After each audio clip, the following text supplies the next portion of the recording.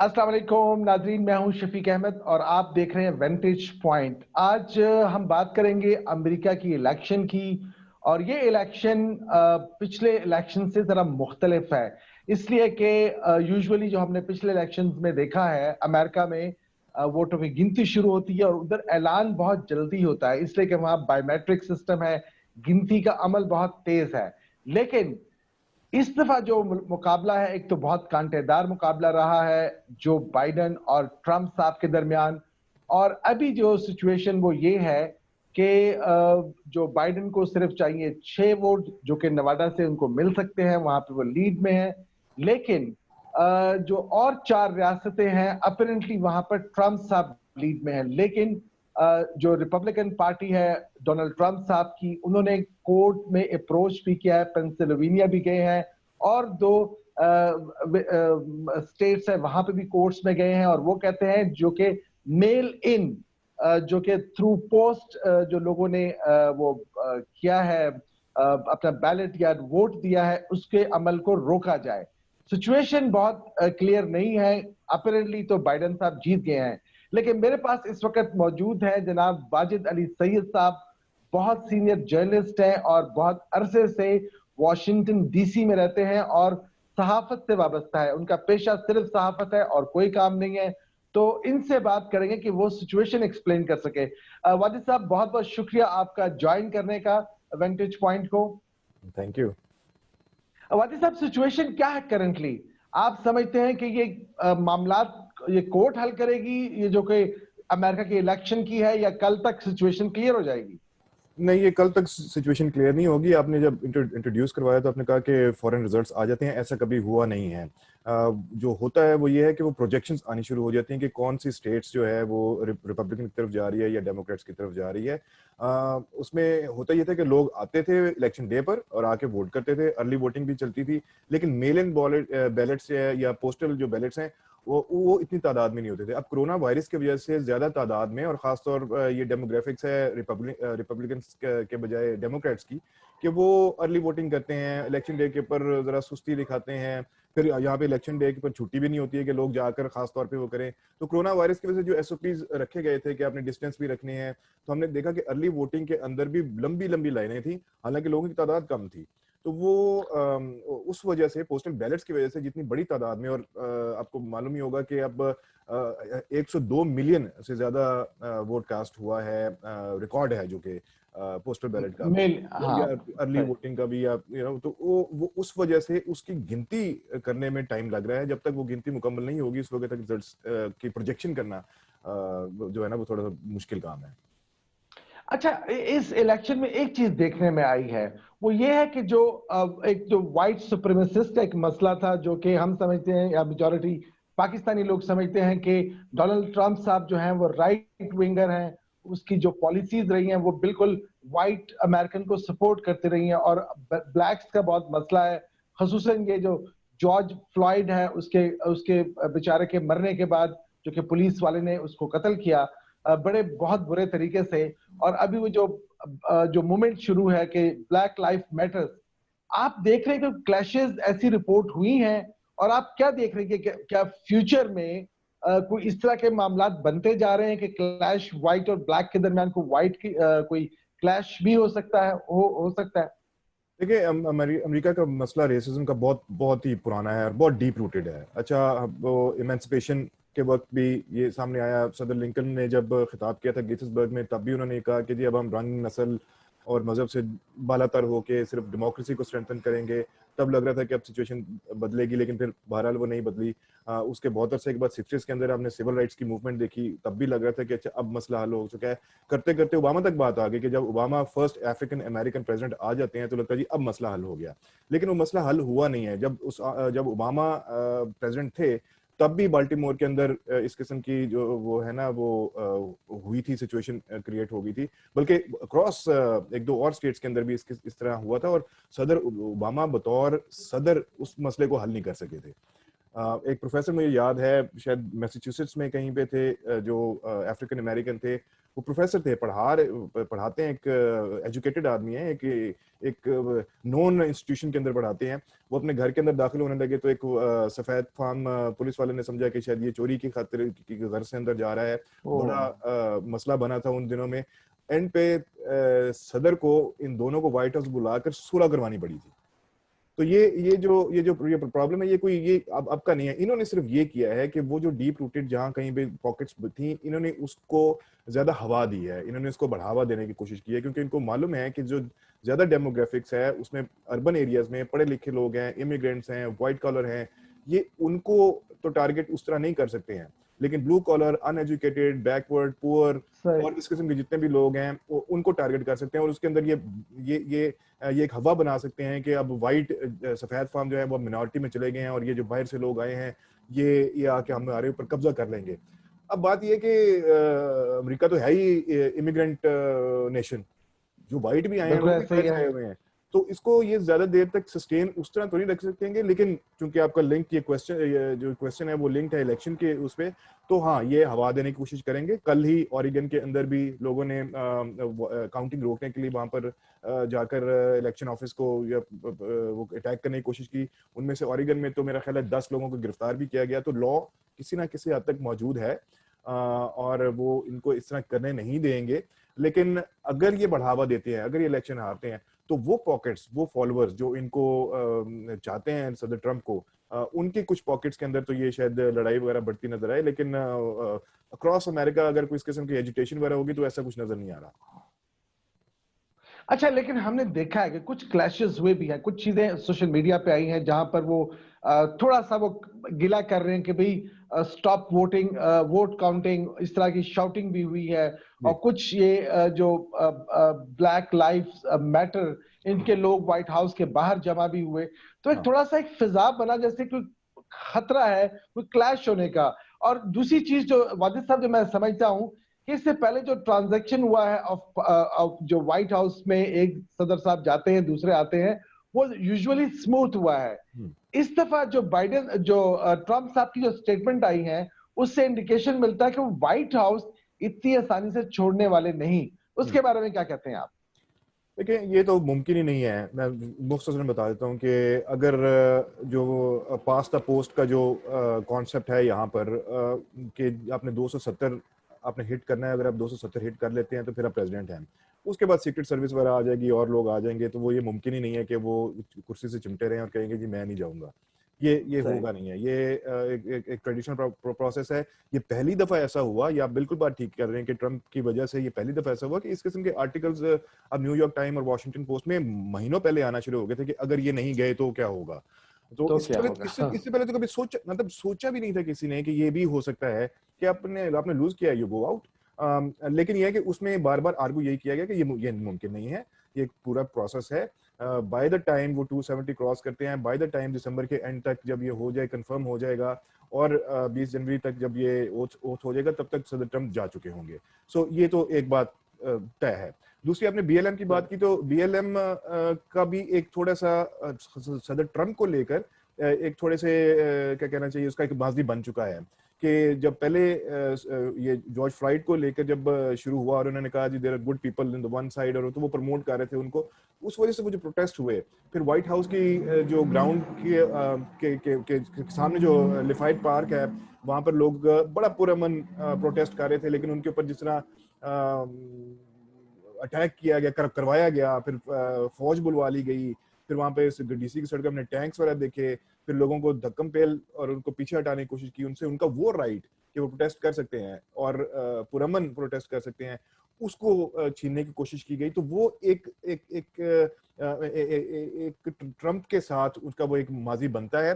तो इस वजह से ये जो एक्टिविस्ट हैं वो अब आकर व्हाइट हाउस के सामने प्रोटेस्ट भी कर रहे हैं। लेकिन मैंने ये देखा कि उसके बाद इलेक्शन के दिन के बाद से 2-3 दिनों में जो हो रहा है कि हर रंग नस्ल और हर जिन्स का आदमी और हर उम्र का आदमी वहां पर आ रहा है और वो कह रहे हैं कि भाई ये लूज कर रहे हैं और इनको अब चले जाना चाहिए। अब वो लूज इस वजह से कर रहे हैं क्योंकि अभी काउंटिंग जारी है, जब तक काउंटिंग नहीं कंप्लीट होगी उस वक्त तक वो डिक्लेयर नहीं कर सकते हैं। अब काउंटिंग के मैंने आपको बता ही दिया कि हर रियासत के अंदर एक असूल है कि पोस्टल बैलेट इतने दिन तक पहुंच जाना चाहिए और उसके बाद फिर जब काउंटिंग होगी तो इतने दिन तक नतीजे आपने बता देने हैं। अब रजिस्टर्ड वोटर जब कंप्लीट हो जाएंगे वो ऐलान कर देंगे। सो अभी कौन से स्टेट के अंदर, पेंसिल्वेनिया में एक हफ्ता पहले सुप्रीम कोर्ट ने ये कहा पेंसिल्वेनिया कि आप 3 दिन तक आप पोस्टल बैलेट्स को रिसीव कर सकते हैं, विच मीन्स कि कल मतलब 6 तारीख तक वो पोस्टल बैलेट रिसीव करेंगे, फिर गिनती शुरू होगी और फिर वो नतीजे डिक्लेयर करेंगे। अब सदर ट्रंप को इस बात का पता था, सदर ट्रंप को इस बात का पता, निवाडा में भी यही हुआ था। निवाडा और पेंसिल्वेनिया की 2 एग्जांपल मैं आपको दे सकता हूँ। दोनों में हुआ ये कि पेंसिल्वेनिया में 6 तारीख के बाद काउंटिंग का आगाज होगा और वो 10 तारीख को जाके खत्म होगी। मतलब काउंटिंग अभी तक हो चुकी है, पता नहीं 86% है या 75% है, इस वक्त तक इतनी हो चुकी है। बाकी के जब आ जाएंगे तो फिर काउंटिंग स्टार्ट होगी। नॉर्थ कैरोलिना ने भी ये कहा कि जी हमारा तो जाके पता नहीं 2 हफ्ते और लगेंगे, ठीक है, तो वो 2 हफ्ते के बाद जाके अपना नतीजा बता सकते हैं। अब वो लगेंगे क्यों, इसकी मैं एक तीसरी एग्जांपल आपको दे सकता हूँ कि वर्जीनिया का अगर आप मैप, इलेक्टोरल मैप निकाल के देखें तो वो सारा लाल है और कहीं की एक दो पॉकेट्स हैं ब्लू की, और इसके बावजूद वहां से डेमोक्रेट्स जीत गए हैं। अब उसकी रीजन ये है कि इतनी बड़ी स्टेट के अंदर जो रूरल और अर्बन के अगर आप डिवाइड करते हैं तो रूरल एरियाज में पॉपुलेशन कम है, उसके जहाँ पर जो पोलिंग बूथ वगैरह बनते हैं वो छोटे छोटे से बनते हैं, वहां पर रिजल्ट जल्दी आना शुरू होते हैं, तो एकदम वो रेड रेड रेड रेड आपको नजर आना शुरू हो जाता है। लेकिन जैसे ही अर्बन एरियाज पे आएंगे तो वहां पर आपको ज्यादा पॉपुलेशन मिलेगी, वहां पे ज्यादा आपको पोलिंग बूथ वगैरह मिलेंगे, वहां पे काउंट वगैरह ज्यादा होगा, वहां पे मेल इन की जो बैलेट्स का प्रोसेस है वो ज्यादा है। सो इस वजह से वो बाय द टाइम वो रिजल्ट्स अनाउंस करते हैं तो वो रेड से ब्लू हो चुका होता है। यही खर्चा अब ट्रंप को है कि नॉर्थ कैरोलिना के अंदर, पेंसिल्वेनिया के अंदर, जॉर्जिया के अंदर उनको ये खर्चा ही लग रहा है कि पहले तो वो सारी रेड हो चुकी थी, लेकिन अब जैसे जैसे मेल इन बैलेट्स को गिना जा रहा है, जैसे नए नए नंबर्स आ रहे हैं तो वो अब ब्लू हो सकती हैं या इतना मार्जिन उनको मिल सकता है कि सदर ट्रंप हार जाएं और जो बाइडेन जीत जाएं। इसलिए वो कह रहे हैं कि जी इसको काउंट को बंद करें। लेकिन वो देखें, अमेरिका का सदर दुनिया का ताकतवर शख्स समझा जाता है, लेकिन अपने मुल्क के अंदर और खास तौर पे इलेक्शन के प्रोसेस के अंदर वो बिल्कुल ताकतवर नहीं है, वो कुछ नहीं कर सकते हैं। हर स्टेट के अपने लॉज हैं, उसके मुताबिक वो अनाउंस करेंगे और जब एक दफा अनाउंस हो जाएगा, नॉर्थ कैरोलिना, जहां पर नॉर्थ कैरोलिना के अंदर ट्रंप लीड में है, लेकिन उनके इलेक्शन ऑफिशियल्स ने ये कहा है कि देखें ये सबर तलब मरहला है, यहाँ पे बहुत सारी नई चीजें हुई हैं, मतलब सबसे ज्यादा 70 मिलियन से ज्यादा वोट ले लिए हैं, तारीख में सबसे ज्यादा वोट लिए हैं जो बाइडेन ने, मिलियन बैलेट सबसे ज्यादा आए हैं, 102 मिलियन आ गए हैं, नई नई चीजें हो रही हैं, तारीखी जो है वो हो रही हैं। लेकिन जो प्रोसेस है इलेक्शन का वो तो दिहाइयों पुराना है, बल्कि सदियों पुराना है, तो उसकी इंटीग्रिटी के ऊपर आप क्वेश्चन नहीं कर सकते हैं और यही सदर ट्रंप करना चाह रहे हैं कि वो उसको क्वेश्चन कर दें। अब अगर चले जाते हैं जी, वो कोर्ट में चले जाते हैं तो कोर्ट में जाके यही कहेगी, स्टेट से पूछेगी कि जी बताएं आप, वो कहेंगे कि जी हमारे पास ये डेडलाइन थी, ये हमारा कानून है, ये डेडलाइन थी और हम उससे पहले तो इसको काउंट को रोक नहीं सकते हैं। तो जो बाइडेन की तरफ से या उनकी कैंपेन की तरफ से, डेमोक्रेट्स की तरफ से ये है कि एवरी वोट शुड काउंट, और इसका फायदा भी हो रहा है। मतलब जॉर्जिया के अंदर अब ट्रंप थोड़ी सी लीड उनकी बढ़ गई है क्योंकि आ रहे हैं वो, तो उनको फायदा भी हो रहा है, लेकिन उनको ये पता है कि इन द एंड वो ये सारी स्टेट्स लूज कर सकते हैं। अच्छा वैद साहब, जो अब मैं एक क्वेश्चन की तरफ आ रहा हूं, जो हमारे जो डायस्पोरा है इंडिया का और पाकिस्तान का, आप समझते हैं पाकिस्तानी मेजॉरिटी वोट किसको दिया है और इंडियंस जो वहां पे हैं उन्होंने मेजॉरिटी वोट किसको दिया है? देखिए इसकी तो अभी डेमोग्राफिक्स वाला आ रही हैं, एपी ने इसके ऊपर किया था, उसमें उन्होंने मुस्लिम्स को और जो इमिग्रेंट्स हैं उनको डिवाइड किया था, तो इसमें मुस्लिम्स के शायद 35% है जिन्होंने अक्रॉस कंट्री जिन्होंने ट्रंप को सपोर्ट किया। अच्छा, पाकिस्तानी जो डायस्पोरा है वो हिस्टोरिकली रिपब्लिकन रहा है, उसकी रीजन ये है कि वो कंजर्वेटिव जो वैल्यूज हैं उनसे रिलेट कर लेते हैं, ट्रेड से, बिजनेस से रिलेट करते हैं, जो फैमिली की आपकी जो आउटलुक होती है उससे रिलेट करते रहे हैं, ज्यादातर इसमें बिजनेस और ट्रेड वगैरह भी आता है। जो डेमोक्रेट्स हैं उनकी ख्वाहिश होती है कि जी जो अमीर लोग हैं उनके ऊपर ज्यादा टैक्स लगाया जाए और जो गरीब लोग हैं उनको जरा सपोर्ट वगैरह फराहम की जाए और इस किस्म की चीजें हैं। बट अब ये शिफ्ट देखने में आया ये, अच्छा नहीं बल्कि एक पॉइंट मैं और इसमें दूंगा, ये ऑल्सो ये डिपेंड करता था जब किसी रिपब्लिकन रूल्ड जब जब अमेरिका पे रूल कर रहे हैं तो वो पाकिस्तान के साथ रिलेशनशिप कैसा है, इस पे भी वो हाँ जी, डिपेंड दैट इज करता ट्रू। है। अब डेमोक्रेट्स यस। का तो ये चेंज हुआ है सदर ओबामा के आने के बाद।